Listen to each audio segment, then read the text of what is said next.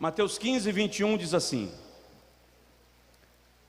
e partindo Jesus dali, foi para as partes de Tiro e de Sidom. E eis que uma mulher cananeia, que saíra daquelas cercanias, clamou, dizendo: Senhor, filho de Davi, tem misericórdia de mim, que minha filha está miseravelmente endemoninhada. Mas ele não lhe respondeu palavra. E os seus discípulos, chegando ao pé dele, rogaram-lhe, dizendo: despede-a, que vem gritando atrás de nós. E ele respondendo disse: eu não fui enviado senão às ovelhas perdidas da casa de Israel. Então chegou ela e adorou-o, dizendo: Senhor, socorre-me.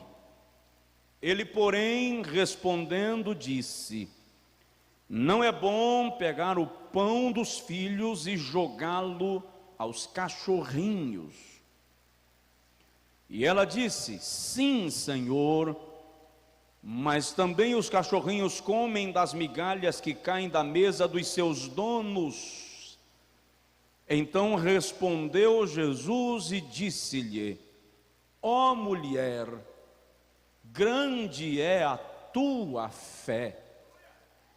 Seja isso feito para contigo como tu desejas. E desde aquela hora a sua filha ficou sã. Quem pode dizer amém? Diga comigo: Senhor Jesus, fala comigo. Amém.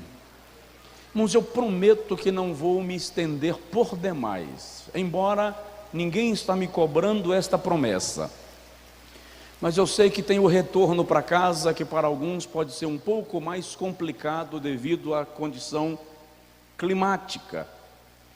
Entretanto, eu gostaria de falar sobre a experiência desta mulher, o que ela nos ensina sobre milagres e sobre alcançar a bênção de Deus. Nós estamos na campanha Enchendo os Cestos, profetizando sobre cada mês deste ano. Hoje é a segunda semana da campanha. E eu estava observando agora à tarde, enquanto refletia, que há algumas mulheres que se destacam nas páginas da Bíblia Sagrada. Algumas têm os seus nomes mencionados, como Joquebede, a mãe de Moisés, Sara, a mulher de Abraão, Ruth, a moabita, abençoada em Judá e que entrou na genealogia de Jesus, Débora, a profetisa, Esté, a rainha órfã, que livra uma nação inteira do extermínio total e absoluto. Algumas destas mulheres eram judias.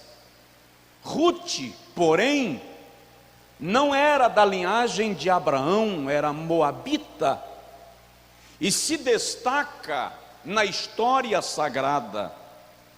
Esta mulher, sua Bíblia deveria ficar aberta só um pouquinho para compreender melhor, é uma mulher grega, gentia, de cultura helênica, e portanto completamente fora da linhagem de Abraão.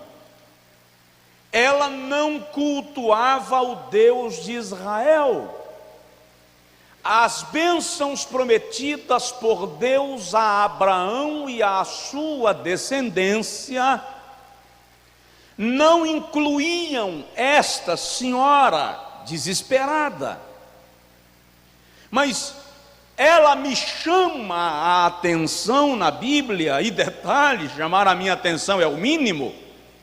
Ela chamou a atenção de Jesus, que a elogia por quanto da sua fé, por causa da maneira como ela chega ao Mestre, como ela busca um milagre e como alcança o milagre que buscava, de maneiras que ela se faz para nós exemplo de perseverança, de paciência, de fé extraordinária e de adoração a Deus.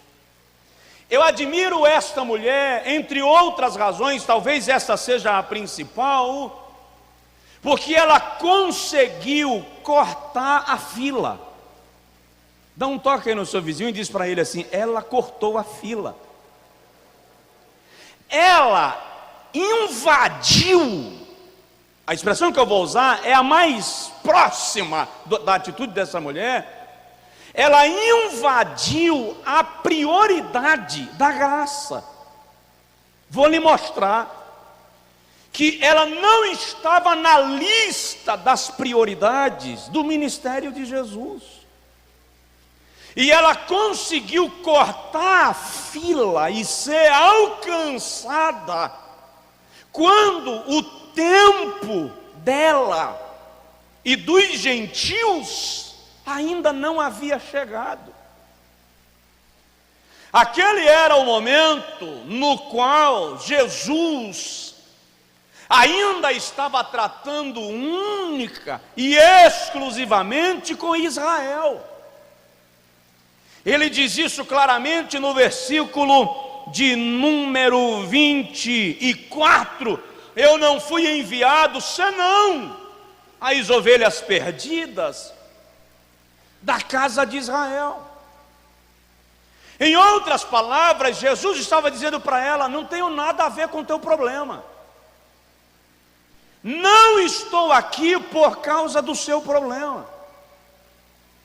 Mas a postura desta mulher faz Jesus reconsiderar a lista de prioridades, e ela é alcançada pela graça antes mesmo que a nação de Israel, que era a prioridade, fosse alcançada. Por quê? O que tinha ela? É bom lembrar que Jesus estava fora dos termos da Judéia e da Galileia, porque se o irmão lê os versículos anteriores do capítulo 15 de Mateus, você vai perceber que Jesus estava sempre sofrendo indisposição, crise e conflitos com os líderes religiosos de Israel. Se o irmão lê João capítulo 4, vai perceber que Jesus já tinha saído da Judéia e ido para a Galileia por causa desses conflitos. Mas agora Jesus choca-se de novo com os líderes de Israel, que estavam lhe acusando, lhe caluniando, lhe perseguindo. E aí ele deixa a Galileia e vai para as regiões de Tiro e de Sidom. E a Bíblia diz, e Marcos inclusive reforça lá no capítulo 9, quando relata o mesmo episódio, que Jesus não queria que ninguém soubesse que ele estava lá. Mas a mulher descobre a chegada de Jesus. Sua filha estava possessa. E no relato de Marcos, Marcos diz que a mulher deixara a filha presa, amarrada, numa cama em casa. Note que a situação era grave, tão grave que quando ela chega para Jesus, ela diz assim: a minha filha está miseravelmente endemoniada. Ela conquista a antipatia dos apóstolos e ganha a empatia de Jesus, que de fato é isso que importa. Não adianta ter a simpatia de todo mundo e a antipatia do mestre. O que importa é que, ainda que todos sejam contra você, Jesus esteja do seu lado, dizendo: vai, que eu vou segurando por você, eu respondo por você, eu dou solução para você. Agora, o que eu quero observar com os irmãos essa noite, você vai perceber que ela quebrou a fila, ela quebrou o protocolo. Essa mulher é extraordinária. Ela nem nome tem aqui, mas é extraordinária. Por quê? Porque as lições que ela lhe dá, olha para mim, as lições que essa mulher nos dá, se eu e você seguirmos, não tem milagre que não há de acontecer na nossa vida. Se eu e você seguirmos os passos que esta mulher seguiu, ninguém segura a sua vida, ninguém lhe bloqueia, ninguém lhe para. Provoca seu vizinho e diz para ele assim: ninguém te para. Se você aprender sobre graça com essa mulher, gentia, eu gosto disso.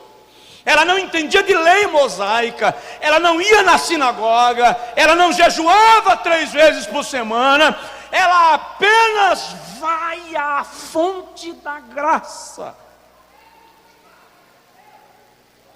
Primeira lição: você quer um milagre, quer uma bênção, quer uma intervenção divina, quer uma provisão?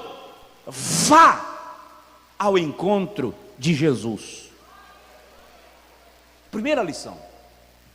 Nós temos facilidade de desabar no ouvido do marido, de desabar no ouvido da mulher, de procurar o agiota. Temos facilidade de conversar com o que se diz amigo, e temos dificuldade de nos ajoelharmos para dizer assim: Jesus, antes de falar com qualquer pessoa, eu quero compartilhar contigo que a minha situação é essa.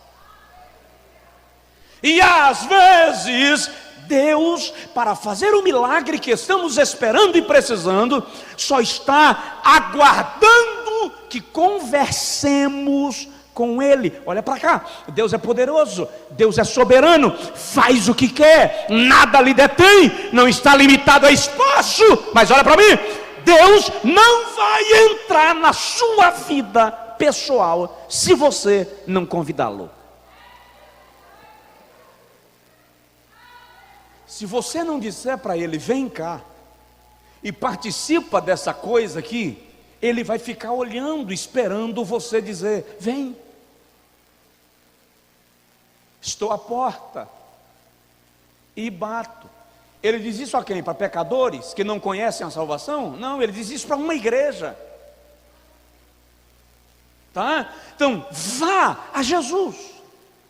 Você não vai encontrar na Bíblia ninguém que tenha ido a Jesus conversar acerca de qualquer assunto que saiu sem ter dele uma intervenção, uma palavra, um milagre. Deus sempre tem uma palavra para o seu povo.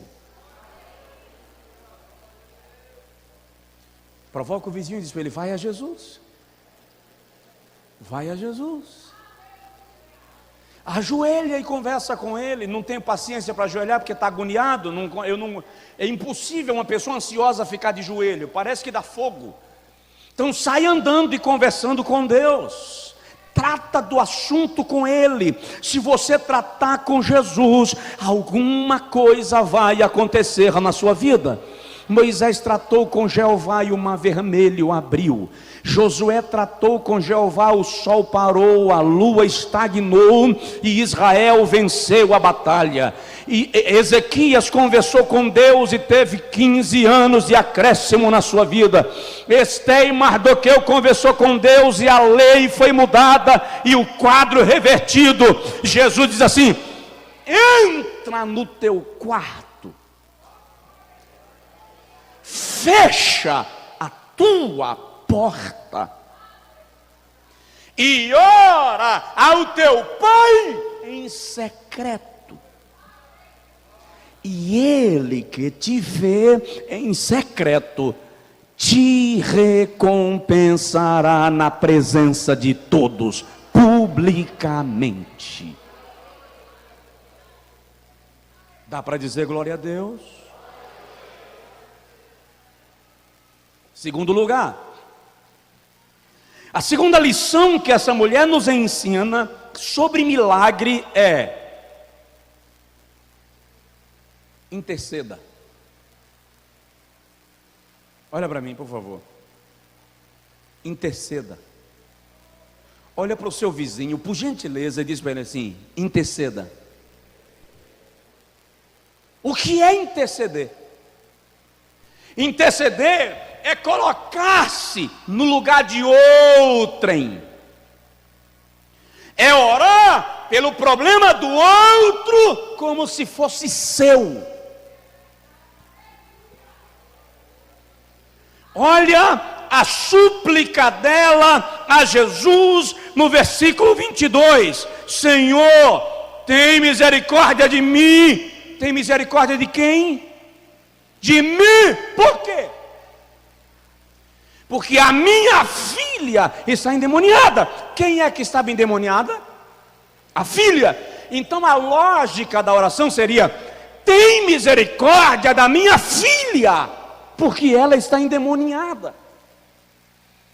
Mas na intercessão o problema não é do outro, na intercessão o problema é meu. Tem misericórdia de mim, porque ele está com problema, porque a minha filha está endemoniada. Por que é que existem mais cantores do que intercessores? Por que é que existem mais pregadores do que intercessores? Por que é que existem mais ensinadores do que intercessores? Porque interceder é sentir dor de parto pela criança que você não gerou.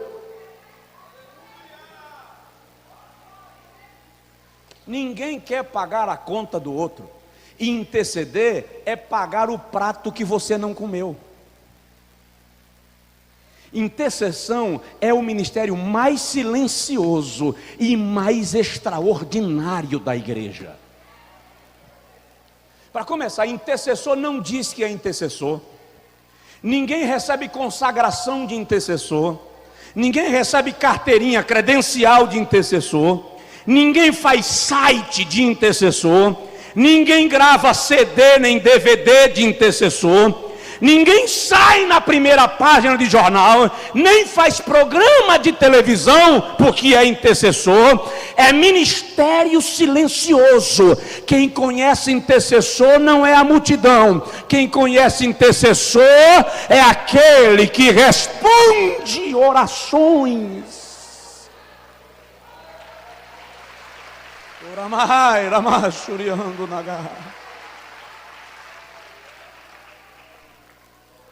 É por isso que eu digo sempre que vai ter muita surpresa no céu. Camarada prega para valer, mas ele prega que abre o chão. Aí Jesus salva centenas. Quando chega na glória, aquela irmãzinha anônima recebe o galardão das centenas que foram salvos. Aí o camarada, como assim? E o Espírito Santo diz aqui: enquanto você pregava, ela orava, tá?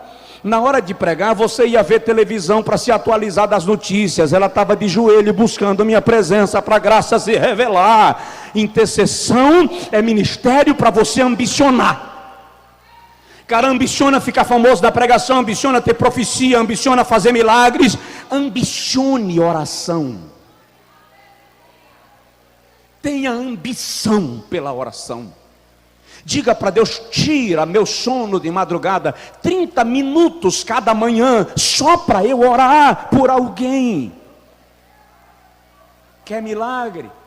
Ô irmão, eu vou repetir: se nós seguirmos as lições que essa mulher nos dá, eu acho que eu não vou poder falar de todas elas.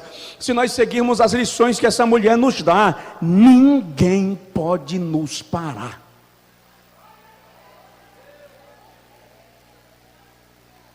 De novo, dá uma provocada no irmão do seu lado e diz para ele: interceda. Interceder é você chorar pelo filho de outro como se fosse o teu. Interceder é você ficar acordado enquanto o outro dorme. Eu vou ficar orando por meu marido, nada, ele dorme, ronca, que parece um caminhão acelerado, e eu vou ficar de joelho orando. É ministério, é papel de quem intercede. Ah, errou porque quis, foi nessa direção porque quis, problema teu. Intercessor não pensa assim, sofre como se a dor fosse sua. Diga comigo: Deus levanta intercessores na tua casa. Aleluia.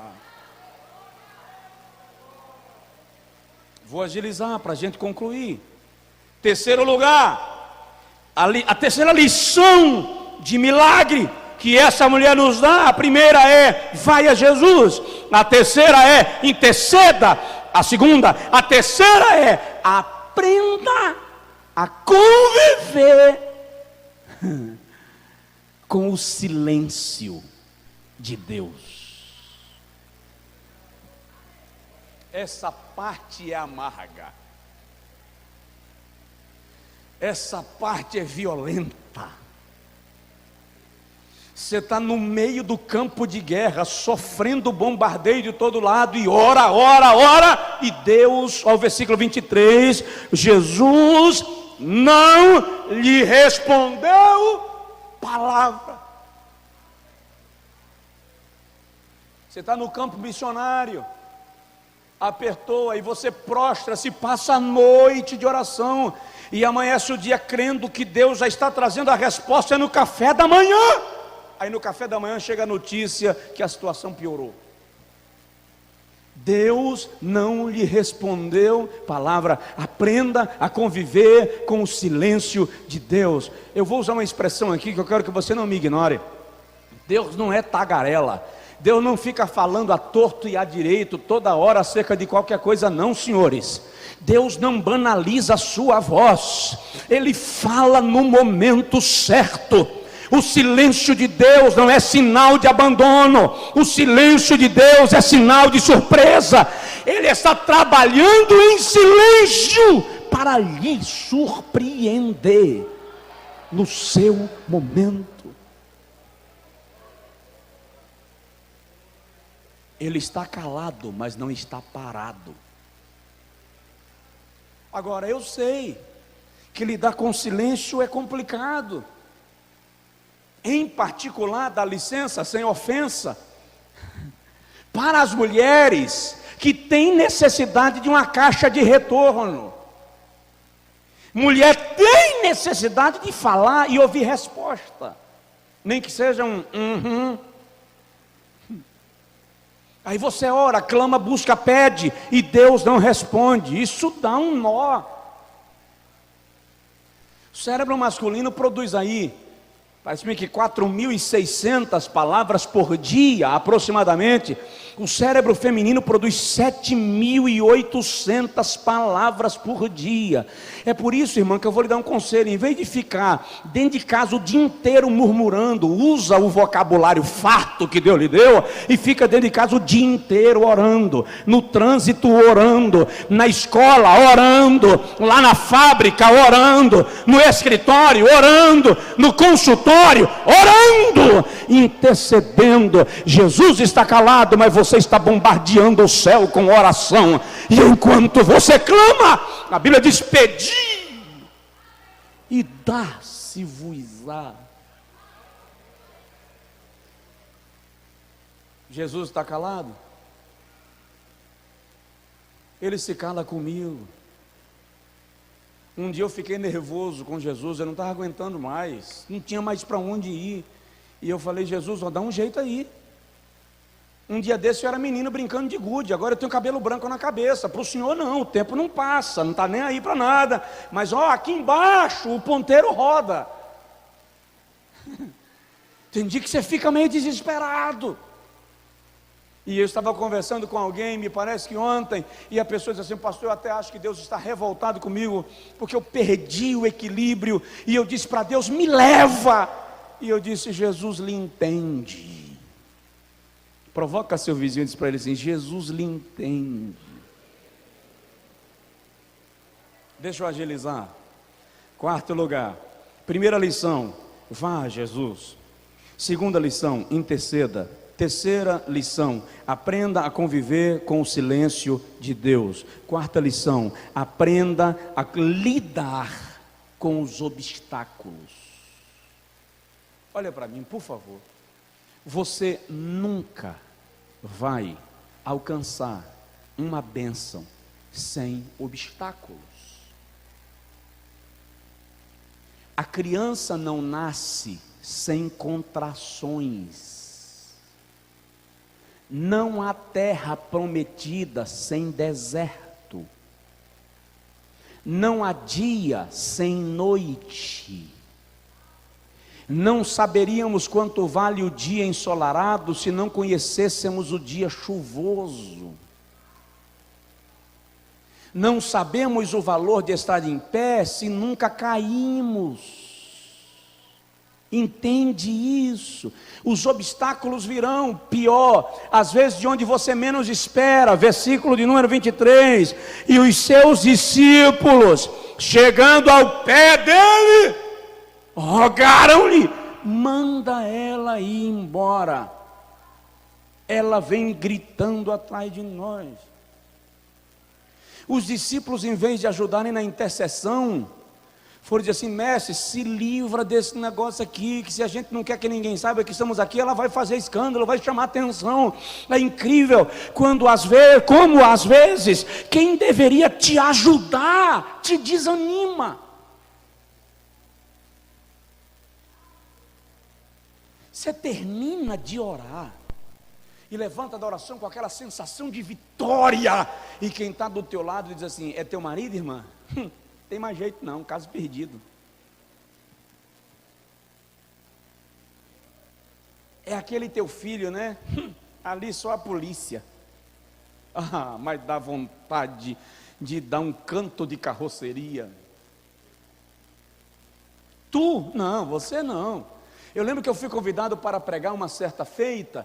Eu devia ter, 18 anos, 17 anos, e eu já enfrentei um bocado de experiência com esse negócio de começar a pregar muito novo. Eu pesava aí pelo menos 56, 58 quilos, se o vento passasse levava. E eu vim pregar uma vez em Feira de Santana, e quando me apresentaram ao pastor da igreja, onde eu iria pregar, o pastor disse: é você que é Josué Brandão? Eu lá embaixo e ele aqui em cima, e eu estendi a mão: é você que é Josué Brandão? Eu disse: sim, senhor. Pensei que era um homem, é um menino. O outro chegou para mim um dia e disse assim: dessa largura aí, não, você não aguenta pregar aqui na minha igreja não, senta aí que eu vou botar outro.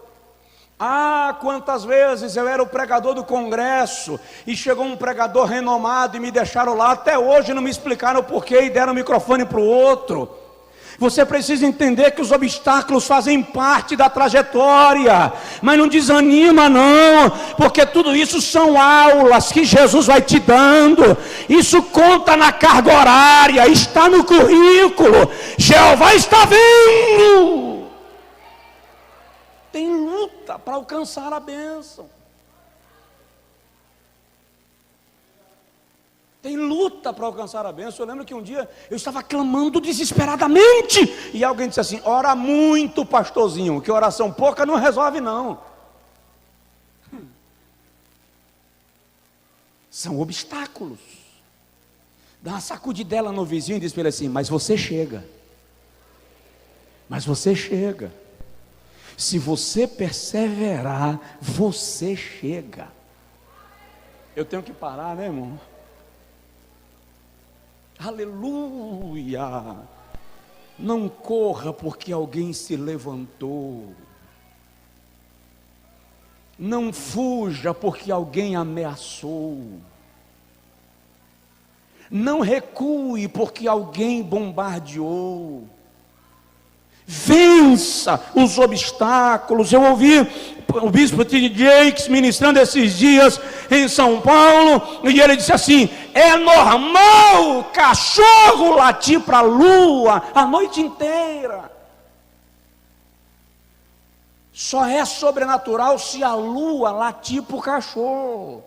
Mas a lua continua brilhando e deixa o cachorro latir. Então vai em frente. Deus te deu um alvo, Deus te deu uma meta. Você quer um milagre? Deixa alguém dizer que não vai dar certo, deixa alguém dizer que está errado, deixa alguém dizer que você vai fracassar, deixa alguém dizer que você vai se frustrar. Deus é a meta. O milagre vem do céu. É com Jesus o seu negócio.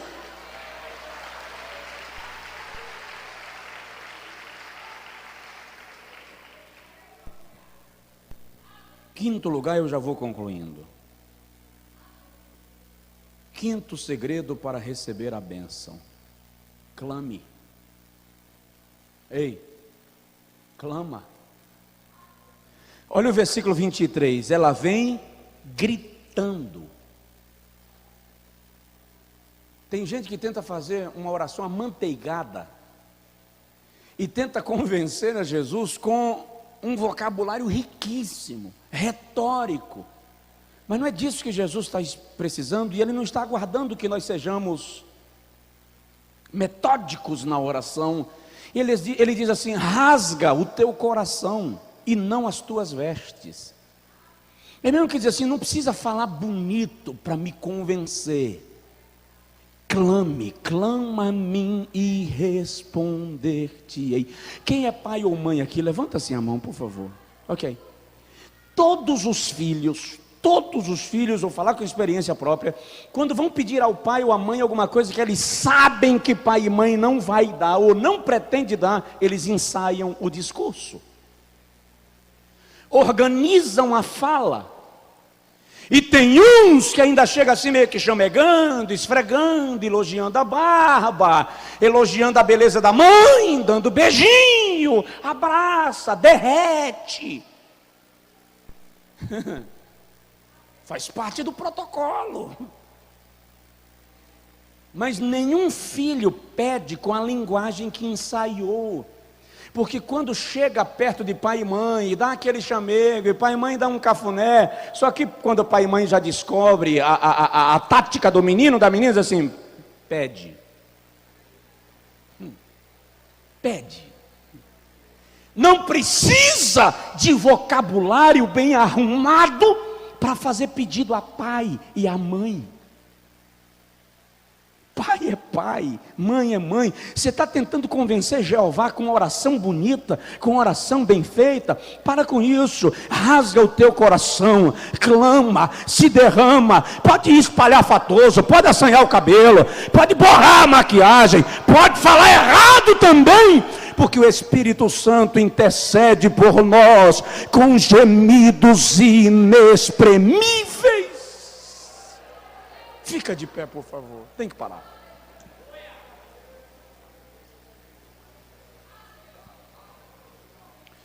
Deixa eu falar de mais uma coisinha aqui, porque eu disse na introdução e não expliquei.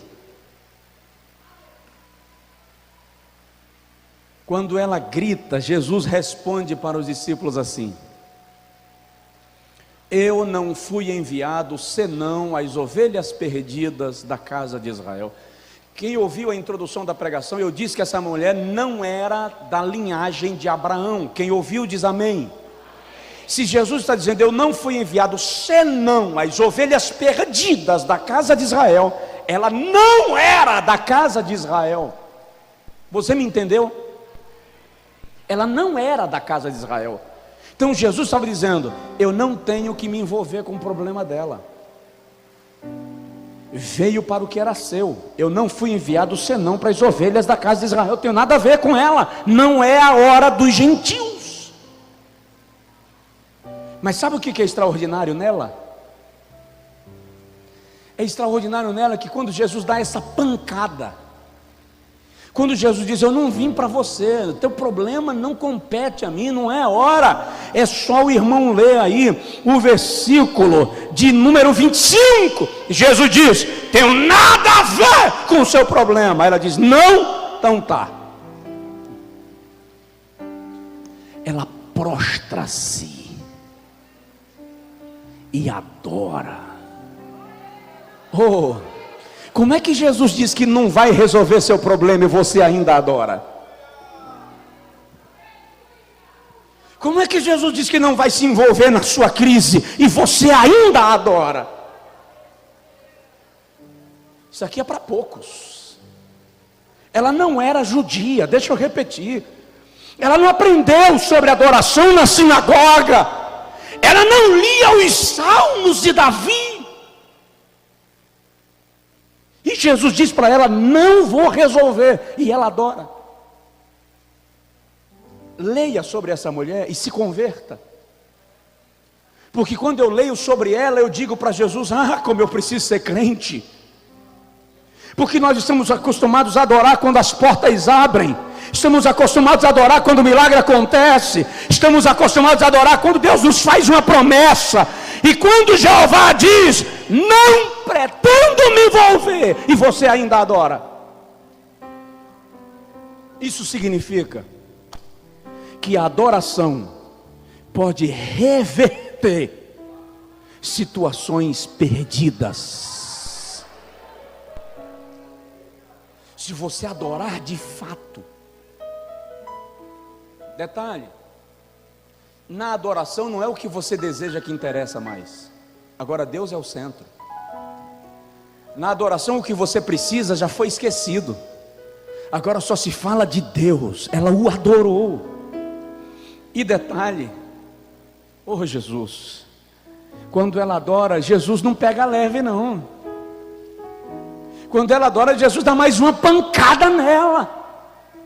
Quando ela adora, Jesus desnorteia ela e diz assim: não é bom pegar o pão das crianças e jogar para os cachorrinhos. Eu já vi pregador dizendo, e teólogo explica inclusive, que cachorrinho era um termo carinhoso. Tá, ok, mas é cachorro. Pode ser cachorrinho, mas come ração. Não come lasanha suculenta. Quem tem cachorro de estimação em casa, levanta a mão. Parabéns. Você gosta dele? Se morrer você chora, mas ele não dorme com você na sua cama. Ele não toma o seu café da manhã. Jesus estava dizendo: não posso pegar a bênção dos filhos de Israel e jogar para os cachorrinhos, os gentios. Eu e você teria ido embora na hora. Eu e você teria se revoltado com Jesus na hora. Mas ela não. Eu sei, Senhor. Eu sei que a comida dos meninos não pode ser dada aos cachorrinhos. Humildade. Mas eu sei também, inteligência, que o cachorro come do que cai da mesa do seu dono. Eu não vim te pedir a comida das crianças, eu vim pedir a sobra. Eu não vim pedir o banquete, eu vim pedir a migalha. Eu não vim pedir para o Senhor tomar dos outros e dar para mim. Eu vim pedir para o Senhor dar para mim o que os outros não quiseram mais. Aí Jesus não aguentou. Ela mexeu na alma, ela mexeu no espírito, ela alcançou o coração do autor e consumador da fé.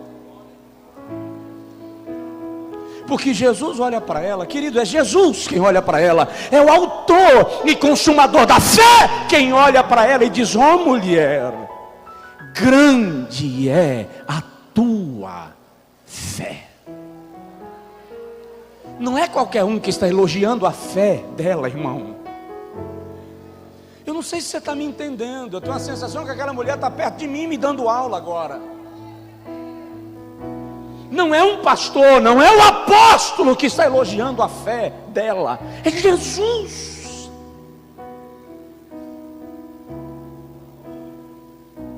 Grande é a tua fé. Esses dias alguém me disse assim: rapaz, trabalhar no ministério contigo é de enlouquecer qualquer um. Por quê? Porque tu tem uns negócios aí que tem que ser pela fé, e é uma fé meio estranha. Mas fé é fé, irmão. Fé é fé. A fé lhe leva a fazer coisas que a lógica humana te impede. A fé não é matemática. Aqui tem engenheiros, matemáticos e senhores da lógica, das ciências exatas. A fé não é lógica.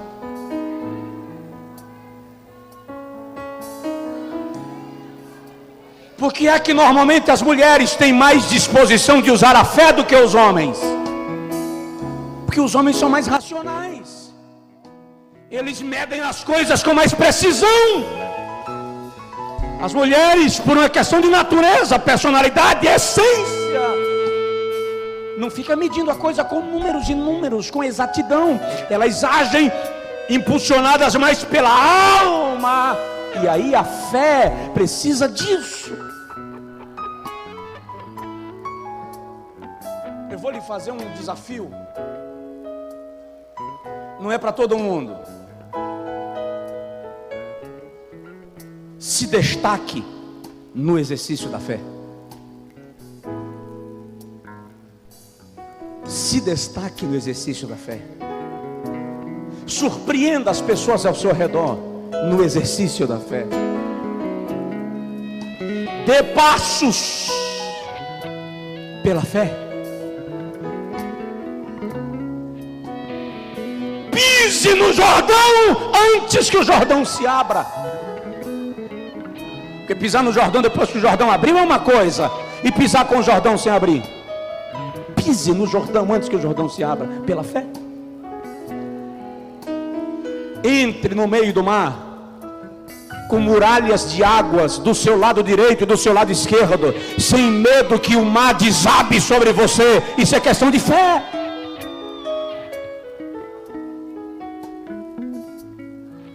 Ela cortou a fila porque ela teve fé, foi até o final. Não era a hora dela, mas Jesus olha e diz assim: seja feito para contigo como tu desejas. Não era para agora, mas por causa da tua fé, eu antecipo e coloco você na linha de frente. Aleluia.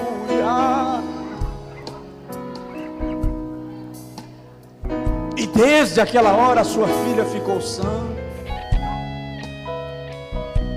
Eu lhe convido nesta noite para andar por fé. Não me entenda errado. Andar por fé não é rasgar o contra-cheque, não é pedir demissão, não é acabar com tudo. Tem gente que pensa que andar pela fé é não ter projeto de vida. Andar pela fé é ter tudo sem confiar em nada, a não ser no Senhor que controla todas as coisas. Você que está pela internet, essa palavra é para você também.